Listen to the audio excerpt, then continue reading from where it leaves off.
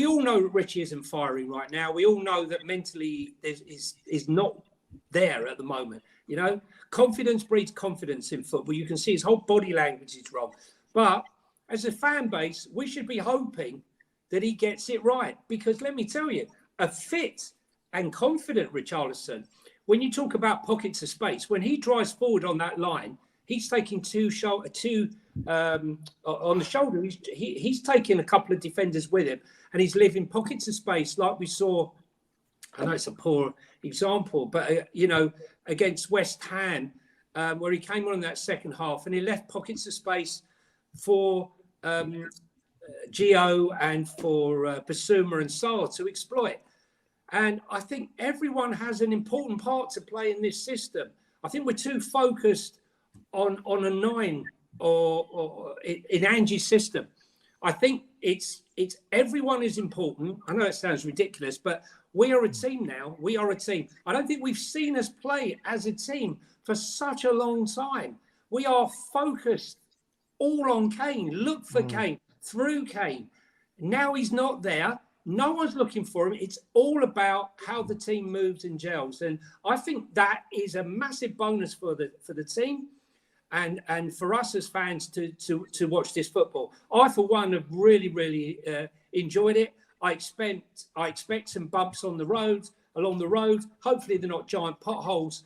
But whilst it's developing, and we're at the very early embryonic stage of handball, and I never expected it to be where we are right now. What do we do with this Richarlison situation? Obviously, Son's taken his spot now at number 9. Not many games, only 16 games now to the January transfer window. How does Richarlison turn this round, and how does he get his chances? It's out in Brazil right now. You know, he's still rated in Brazil. He needs to get his confidence back. You know, we should. I know. How does he do that from the bench? Like, I can't see it happening. He has to show in the minutes that he's on that he's worthy of more minutes. That's what he has to do. Look at Callum Wilson. Look at Callum Wilson last season. He was always scoring off the bench whenever he came on. He didn't mope and just say, "Oh, one or something." Every time he came on, he scored. He was like, "I'm going to prove that I'm worthy more minutes." That's the problem with the mentality of the players. I'm not sure if Richarlison's got it in him to turn it around like that. Listen, he's a winner. He's 100%. He's a winner and wants to win. But you can't get frustrated with yourself, and you cannot drop your head when shit's not going right. You can see that happening right now, and that's what's happening. Yeah, we all have it. We all have it. But as a professional, everything's, it's not going. I've had a terrible week. Yeah, that's all right for us. But when you're a professional footballer, that stuff cannot affect you. Nothing can affect you. Whatever you bring in during the week, whatever's happened off the pitch is irrelevant. When you get on that pitch, your first and foremost responsibility is for the team and to score goals or try to score goals or at least create some space for your team members. And, I tried to make excuses for him. I can't make excuses for him. But there is a player in there. But our fan base have got to stop this relentless scapegoating. Sanchez, Emerson. And now, some of the stuff I've seen on Richarlison, wanting him to die and some of the stuff is awful. It doesn't help. It doesn't. I know. That's what I was going to say. It doesn't help the players. A fit and working Richarlison is going to be a massive advantage to this club. There shouldn't be a single player, even if you don't like them, they're not your favourite player. It's okay to flip-flop. It's okay to be wrong. There's nothing wrong with being wrong. We've all got our loves and I don't like him. But if he turns it round, great. Because the great 100%. As fans, we always need a scapegoat. I've noticed that. That's a typical thing every time. Because that's the thing. People are unable to. The fans sometimes are unable to analyze a game holistically. They have to reduce it down to the one Correct. Bad apple that they see. And it's like low IQ analysis. I think sometimes. And I think that's that. Like you said, Emerson last season.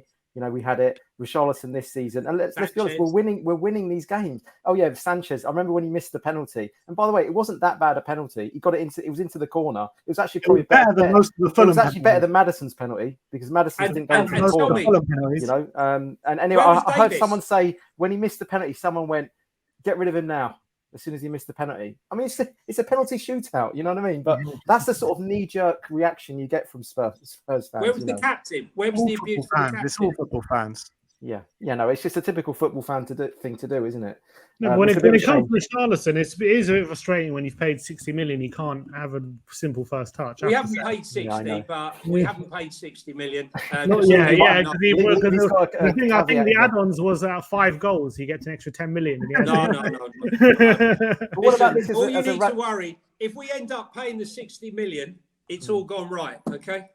100%. Look, I'm backing Richarlison to turn it around. I was one of his biggest advocates when we signed him. That we're hoping. Let's get behind him then. As a fan base. Let's get behind him. I want to be behind him. In the fans, we are, in my opinion. I want to be behind him. I am behind him. I'm just saying he needs to learn how to do simple things that most footballers should be able to do. I'm not even mad at him for not scoring. I'm not getting on at him about not putting the ball in the net.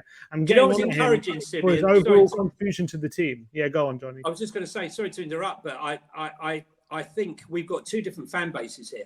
We've got the keyboard warrior polluted fan base who hide behind there and with their vitriol. Yeah. And then we have the real Spurs fan who on Saturday, as Ben will tell you, were singing his name and singing his song while he was in that bench over and over and over again. Okay, supporting him.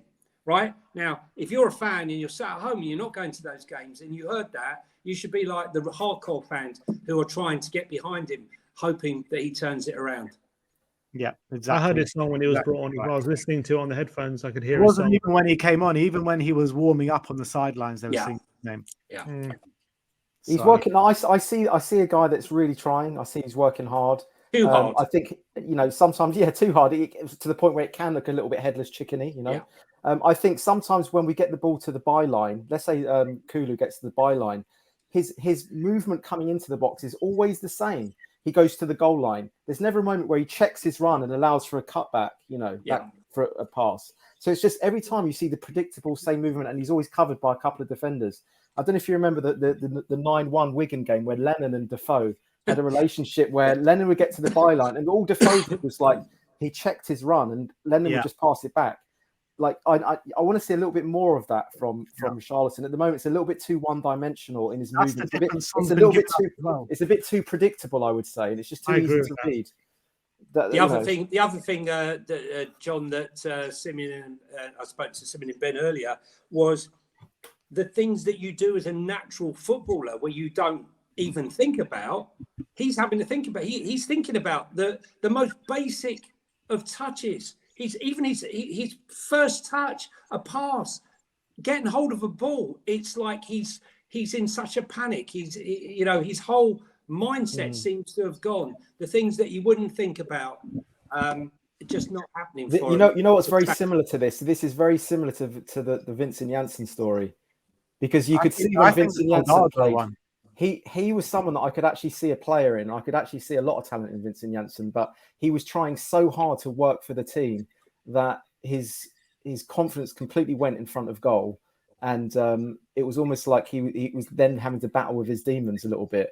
And I can see, unfortunately, I can see a similar sort of correlation with Richarlison. I don't want it to go that way. But at the same time, look, we've got to remember he averages 10 goals a season, Richarlison. So let's not judge him on a 20 goal a season striker. We have to remember he is a 10 goals a season player.